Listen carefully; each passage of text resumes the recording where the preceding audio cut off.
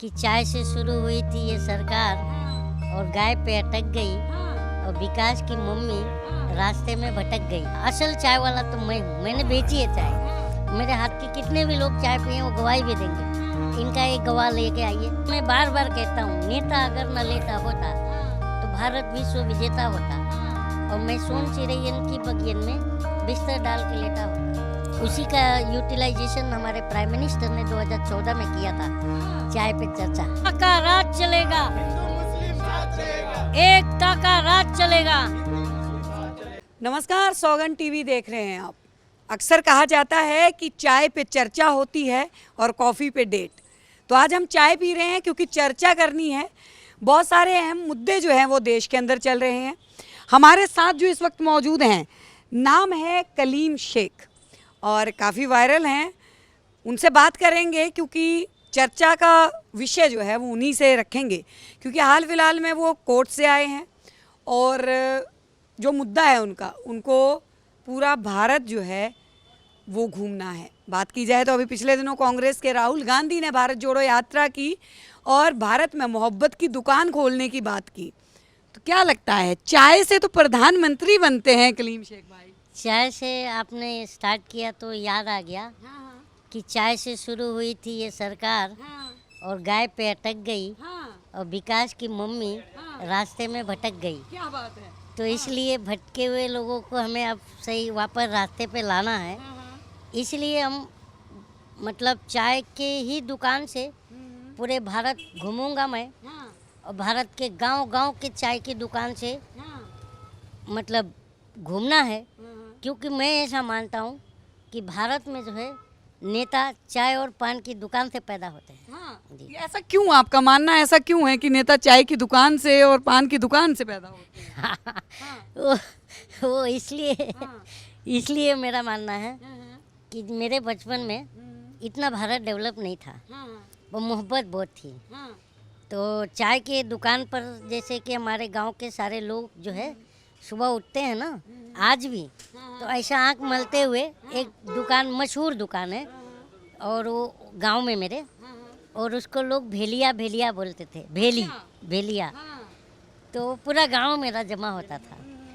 तो उसमें मेरे गांव में सिर्फ सिख नहीं है, बाकी हिंदू मुस्लिम ईसाई हैं, तो सारे वहीं जमा होते थे और पेपर आता था। आज भी मुझे याद है, दैनिक भास्कर, दैनिक जागरण और हिंदुस्तान, राष्ट्रीय सहारा, ऐसे सारे पेपर आते थे। तो हम लोग पेपर आपस में छीना झपटी भी करते थे, क्योंकि उस समय हमको कोई ना खबरें नहीं पढ़नी थी। हम लोग उसमें सिर्फ क्रिकेट का पढ़ते थे। अच्छा। सचिन और गांगुली के बारे में। तभी ये बहुत मोस्टली बहुत प्लेयर फेमस थे, तो ये था।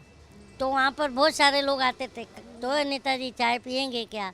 तो नेताजी तो मैं जब से दिमाग में मेरा, मैं नहीं, जैसे कोई आता था और सच में वो नेता निकला आज भी।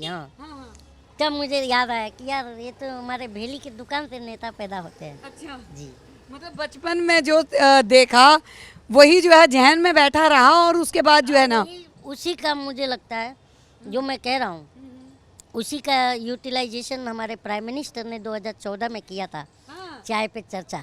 तो उन्होंने क्या बोला था कि मैं चाय बेचता था तो इसलिए मैं प्रधानमंत्री बना। और जबकि वो मुझे नहीं लगता कि उन्होंने चाय बेची होगी। हाँ, ऐसा क्यों लग रहा है? क्योंकि वो चाय की, देश को चाय की पत्ती देश के इंस्टीट्यूशन को समझ लिए हैं। तो आप देखिए ना इंस्टीट्यूशन का हाल क्या हो रहा है। तो मुझे नहीं लगता, असल चाय वाला तो मैं हूँ, मैंने बेची है चाय। मेरे हाथ के कितने भी लोग चाय पिए वो गवाही भी देंगे। इनका एक गवाह लेके आइए। क्या बात है, मतलब इसीलिए आपने चाय की जगह को आपने ढूंढा कि जहाँ पे भी देश में जाना है, किसी भी राज्य में जाना है, स्टेट में जाना है, तो चाय की दुकान पे ही चर्चा करेंगे। क्योंकि राजनीति चाय, हमारे भारत में चाय और पान की दुकान से शुरू होती है। अच्छा, पान के वो जो नेता हैं, तो पान वाली भी अगर बात की जाए तो ये तो ज़्यादातर जेडीयू उधर की साइड के नेता जो है वो ज़्यादा, बिहार और उत्तर प्रदेश ही तो दिल्ली का दिशा तय करता है। तो वहीं से तो नेता पैदा होते हैं। तो वहीं से मतलब नेता पैदा हो रहे हैं, बताइए। होते हैं। तो क्या लग रहा है कि अगर आप ऐसे जाएंगे तो आप भी जो है वो कलीम शेख भी एक नेता बन के जो है वो निकल के? मैं नेता नहीं बनना है। क्यों?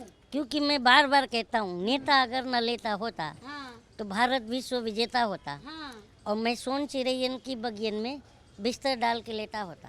क्या तो मुझे नेता नहीं बनना है। हाँ। मुझे अपने ये देखिए, ये जो जनता है ना, ये मेरे भाई बंधु हैं और इन्हीं को जाके बताना है कि हमें बोला जा रहा है, सरकार बोल रही है वो देखो द केरला स्टोरी, और पीछे से हमारा बटुआ निकाल ले रही है। हाँ क्या बात है। हाँ। मतलब आप देख के आए हैं केरला स्टोरी? नहीं, मैं बता तो रहा हूँ। जैसे हमारा ध्यान उधर जाता है, इधर 50 रुपया 20 रुपया कुछ ना कुछ बढ़ जाता है, तो हमारा पॉकेट मार देती है सरकार। तो ये बताना है हमें कि हमें फालतू के प्रोपेगेंडे में हमें बोलते हैं ना, वो देखो जहाज उड़ रहा है और पीछे से पॉकेट गायब। तो ये ना, अब हमें पॉकेट पर हाथ रखना है। जैसे सरकार बोलेगी ना, वो देखो मरकरी ट्रेडर्स, तो मेरे को वो देखते हुए पॉकेट पे हाथ रखना है, नहीं तो पॉकेट मार दिया जा रहा है। लेकिन एक बात बताइए कलीम भाई, जैसे कि आप बात कर रहे हैं कि ये दिखाया जा रहा है, वो हर गवर्नमेंट ये करती है। गवर्नमेंट पहले की गवर्नमेंट नहीं, पहले के प्रोड्यूसर डायरेक्टर और सरकारें भी, सरकार के अगेंस्ट में फिल्म बनता था, महंगाई पर फिल्म बनता था, भ्रष्टाचार पर फिल्म बनता था।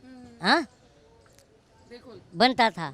तभी तो नाना पाटेकर की जो फिल्म आई थी, उसमें बोलता है ऊंची दुकान फीकी पकवान, खद्दर की लंगोटी चांदी का पिकदान, 100 में 80 बेईमान फिर भी मेरा देश महान।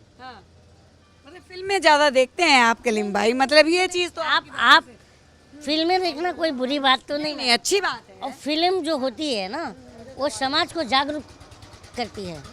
तो मैं ये कहता हूँ, आईना दिखाती है समाज को। तो पहले की जो फिल्में होती थी, ये भ्रष्टाचार पर, नेताओं के गुंडागर्दी पर और महंगाई पर फिल्में बनती थी। अब प्रोपेगेंडा पर आप देख रहे हैं सौगंध टीवी, सौगंध वतन की।